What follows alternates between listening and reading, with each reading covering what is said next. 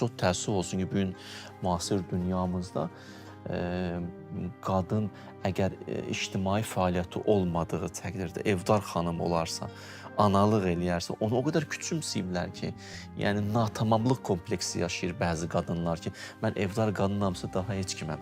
Xeyr, sən böyük bir evin içində böyük bir missiyan var. Biraz da irfan dili ilə kamil bir insan xəlq edirsən. Səndə bu qədər qüdrət var, ana. Sən böyük bir zirvədəsən artıq. Allah o söz elə belə söz deyil, deyir ananın ayaqları altındadır cənnəti. Yəni ananın ayaq izləri ilə bəşər gedib cənnətə çatır. Onun üçün ana istiqamət verir. Ona görə deyirlər ailədə gələn məhəbbət o qədər bol olsun ki, istər xanım-kişi münasibətlərində ki, uşaqlar o qıtlığı yaşamasın. Çünki cəmiyyətin məhəbbət mədəni ailədir.